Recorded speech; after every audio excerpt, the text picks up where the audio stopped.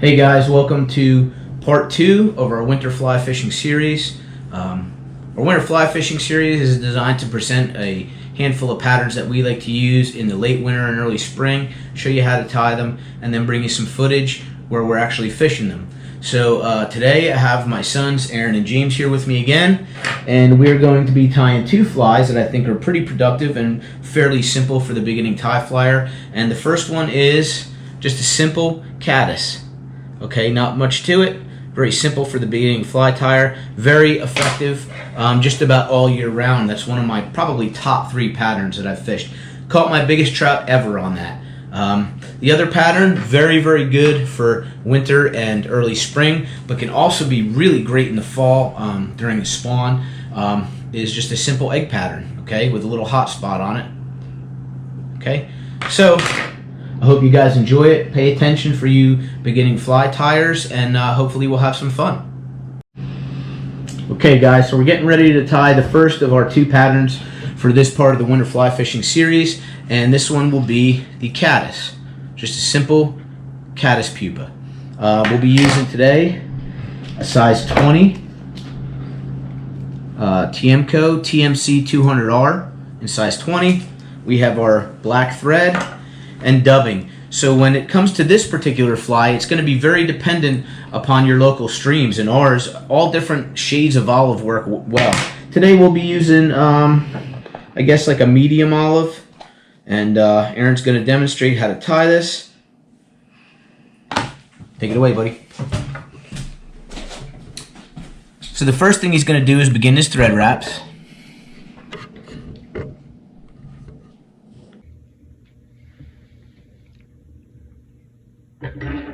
He's going to snip the tag end. He's going to wrap his thread all the way to the bend of the hook.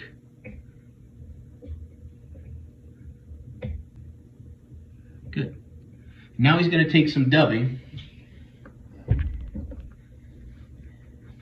And remember kids, less is more with dubbing. He's going to go ahead and pinch it on there and get a little noodle on. He might need a little bit. There's one of these fancy dispensers. It helps you grab just enough. It's got holes in there. He's going to get a good dubbing loop on there and start wrapping towards the eye of the hook. Oop, careful. And he's going to put a little bit more dubbing on there, only this time he's going to good. Go ahead and push it up to the hook, get a couple wraps, and make sure you leave enough room for the head, because the head of our fly is going to be black. Perfect. Now he's just simply going to push back some of the dubbing, and he's going to make a big bulb using the black thread to represent the head of the fly. Remember guys, proportion is very important when we're talking about flies.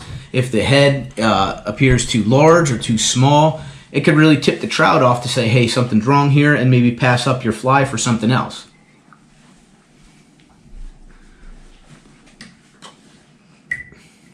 Turn it so the folks at home can see it. And he's going to go ahead and snip that tag end. And there you have it. Nice little caddis. That'll fish well. Did you have fun? Yeah. Good job, Aaron. Okay, guys.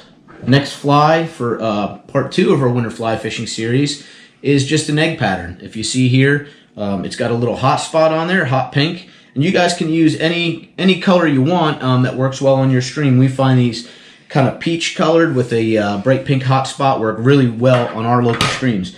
So today we're going to be using McFly foam, okay? It comes in a package like this, okay? When you open it up, it's got these real stringy strands that will stick to each other, okay? And they'll kind of separate. You'll see if you get a package or 2 of this, kind of how it separates, but it does stick to everything, so it requires a little patience. And what we've done is we've taken 4 just about inch long sections, okay, of that material in the peach color, and then 1 for the hot spot. We'll be using today, we have a down eye. This is a series of hooks from our local fly shop, which is TCO in State College, Pennsylvania. And this is the 403 BL. It's a downwing, size 16 fly hook.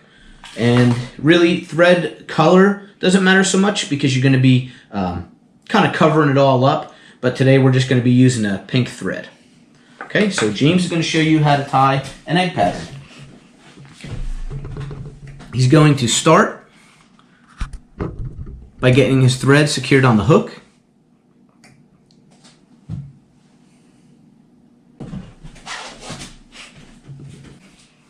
And he's going to wrap about halfway down.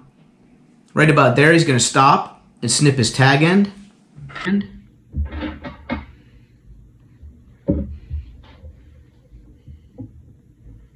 continue his thread wraps.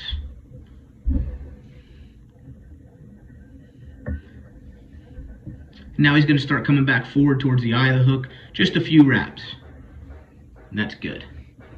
Now he's going to take 2 strands of the peach and place it underneath and to the side. And he's going to stretch them out and kind of get them stuck on there. I would put the front of that tilted up a little bit. Get all the way up here. Okay. Thing we want to do is kind of make it straight as we can. And you see, once you pinch that on there, it kind of stays. You don't have to hang on to it. Now he's going to take the other 2 strands and place them on top. Pinch it all together and stretch it just a bit to get it to stay.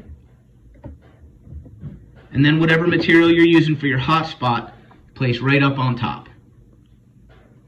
Now, he's going to get that kind of in proportion where he wants it. And the first wrap is going to be what's called a soft loop. And we can go over some of these techniques in other videos, but for right now, we're going to assume that you at least have a little bit of experience tying flies. Now on that second wrap, he's going to straighten everything out, hold it nice and straight, and just kind of snug down. Just kind of snug down on the thread. And he's going to take another soft loop. And now he's going to snug down again. And then 3 or 4 thread wraps. Straighten his material. Okay. Now he's going to peel those front layers back, take a couple thread wraps over the eye, or behind the eye, and he's going to go ahead and whip finish. Need me to hold that back for you while I whip finish it? Got it.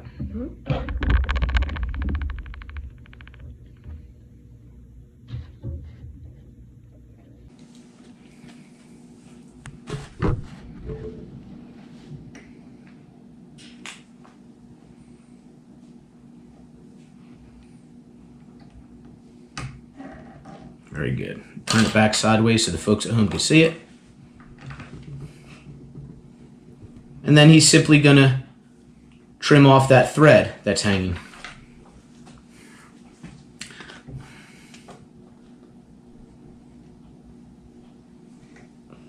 Now, here comes the hard part, guys.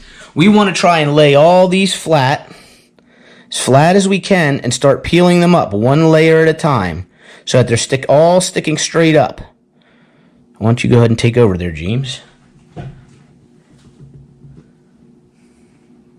This is probably the most difficult part of this fly because this is a real important step.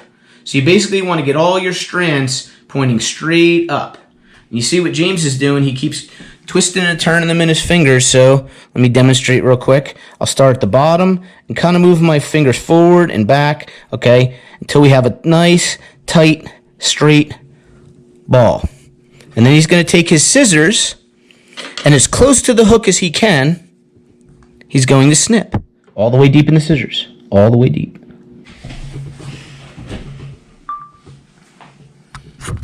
And then you have your egg pattern. What you guys may have to do is kind of fluff it around and even it out and stuff like that. But that's going to give you a very nice looking egg pattern with a hot spot just like the natural. Okay guys, that about wraps it up for part 2 of our Winter Fly Fishing Series. Today we showed you 2 new patterns, the egg pattern, okay, and a caddis. Showed you how to tie them and different material selection. So hopefully this inspires you and it gives some of you guys who are newer at fly tying something to work on over the next week or so. I had fun. Did you guys have fun? Yeah. Okay, well, I want to say thank you for watching Allegheny Outdoors. Thanks for watching. Don't forget to like, subscribe, turn on the notification bell so you don't miss out on any of the future videos.